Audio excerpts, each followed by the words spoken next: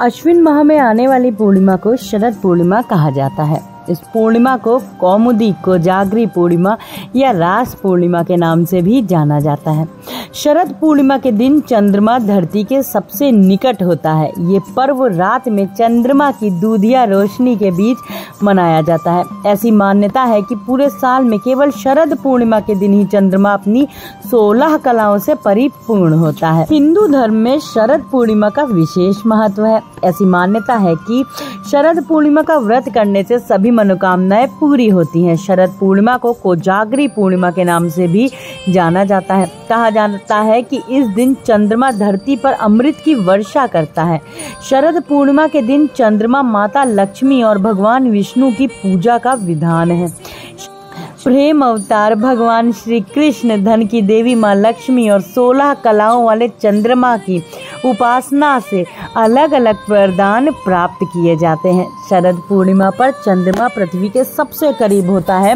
इस दिन चांदनी सबसे चमकीली होती है। इस दिन चांद की चांदनी से अमृत बरसने की मान्यता होने की वजह से भक्त खीर तैयार करते हैं और इसे चंद्रमा की रोशनी में रख देते हैं ताकि चंद्रमा की दिव्य किरणों को इकट्ठा किया जा सके। अगले दिन इस खीर को प्रसाद के रूप में सभी के बीच वितरित किया जाता है। कहते हैं कि ये दिन इतना शुभ और सकारात्मक होता है कि छोटे से उपाय से भी बड़ी बड़ी विपदाएं टल जाती हैं। पौराणिक मान्यताओं के मुताबिक इस दिन माँ लक्ष्मी का जन्म हुआ था, इसलिए धन प्राप्ति के लिए भी ये तिथि सबसे उत्तम मानी जाती है। इस दिन सफेद पोशाक, सुंदर सफेद पोशाक, सफेद पगड़ी, सफेद ही आसन। जी हाँ, मेरे प्यारे कृष्ण कन्हैया बाल गोपाल को आपको जो विराजमान करना है, अभी पूरी सजावट हुई नहीं है। इस तरीके से आपको पीछे आप चांद तारे सुंदर श्वेत सफ़ेद कलर में ही सजा लीजिएगा और लड्डू गोपाल को इस तरीके से आपको पहना देनी है। श्वेत कलर की ही पोशाक, वाइट कलर की ही पोशाक पहनानी है। आप चाहें तो उस दिन पूरा दिन आप उपवास भी रख सकते हैं और शाम को कथा सुनने के बाद में आपको प्रभु को, मेरे प्यारे कृष्ण कन्हैया बाल गोपाल को और राधा रानी को उनके सिंहासन पे विराजमान कर दीजिएगा। खीर का भोग लगाइएगा और उनकी गोपियाँ, उनके पूरे चारों तरफ गोपियाँ और एक पूरा आपको रास रचाने का जो एक मंडप है ना, आपको वो सजा देना है कि सच में ऐसा लगे कि इतनी सुंदर चंद्रमा की किरणों में बाल गोपाल कन्हैया जो है ना, वो रचा रहे हैं लाडो के साथ और गोपी के साथ अपनी रास। जिस प्रकार से कन्हैया ने गोपियों से वादा किया था कि वो शरद पूर्णिमा के दिन उनसे रास रचाने आएंगे और गोपियाँ जिन भी हालत में होती हैं, जब उन्होंने अपनी बंसी बजाई तो गोपियाँ दौड़ी चली आती हैं।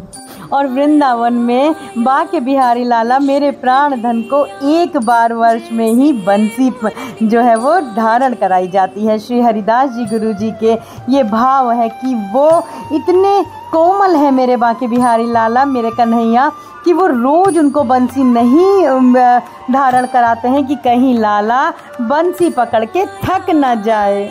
और अपने भक्तों को बिहारी लाला सुंदर दर्शन देते हैं। बंशी के साथ में श्वेत रंग की पोशाक पहन के चंद्रमा की रोशनी में उनको विराजमान कराया जाता है। खीर का भोग लगाया जाता है और गोपियों के साथ लाला रास रचाते हैं। वंशी वट पे उन्होंने रास रचाया। शरद पूर्णिमा को रास पूर्णिमा भी कहते हैं। पौराणिक मान्यताओं के मुताबिक इस दिन भगवान श्री कृष्ण ने गोपियों के साथ रास लीला की थी। इस रात को लेकर कई मान्यताएं हैं। मान्यता है कि इस रात भगवान श्री कृष्ण ने कई रूप धारण करके गोपियों के साथ अलग अलग नृत्य किया था। ऐसा माना जाता है कि इस रात भगवान कृष्ण की बांसुरी की ध्वनि सुनकर गोपियां अपने घर परिवार को छोड़कर भगवान के साथ रात भर नृत्य करने निकल पड़ती थी। मान्यता है कि भगवान शिव भी ब्रज गोपी का रूप धारण कर लीला देखने आए थे। भगवान श्री कृष्ण की आभा ने तीनों लोकों को मुग्ध कर दिया था। चंद्रमा भी अपने स्थान को नहीं छोड़ पाए और 6 महीने तक चंद्रमा अपने स्थान से एकटक महाराज को निहारते रहे। बलदाऊ गोवर्धन पर्वत के ऊपर खड़े हो गए और महाराज का दर्शन करने लगे। तो ये है शरद पूर्णिमा की मान्यताएं जो कि मैंने आपको बताया। आप इस प्रकार से लड्डू गोपाल की सेवा पूजन अर्चन करिए। उनको जैसे सफ़ेद ही रंग की पोशाक धारण कराइए। लाडो को भी आपको सफ़ेद रंग का ही पोशाक धारण कराना है। आपको बहुत सुंदर अच्छा सा एक सिंहासन सजा लेना है और उस पे उनकी अष्ट सखियों को, गोपियों को विराजमान करना बिल्कुल भी मत भूलिएगा।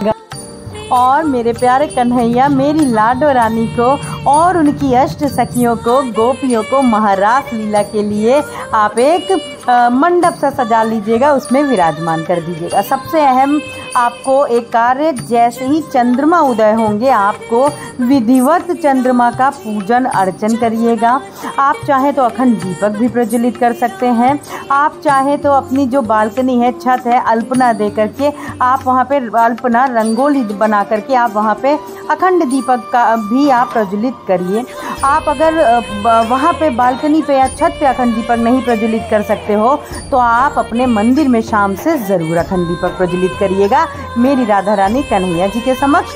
और महालक्ष्मी माँ की भी उस दिन पूजन अवश्य करिएगा मेरे नारायण प्रभु, मेरे विष्णु भगवान के साथ। आशा करती हूँ आप लोगों को अपने सारे ही प्रश्नों के उत्तर अवश्य मिले होंगे। कोई भी प्रश्न है तो कमेंट में ज़रूर पूछिएगा, कोई भी सुझाव है तो ज़रूर दीजिएगा। आज के लिए बस इतना ही, मिलते हैं अपने दूसरे ब्लॉग में बहुत जल्दी। हरि बोल।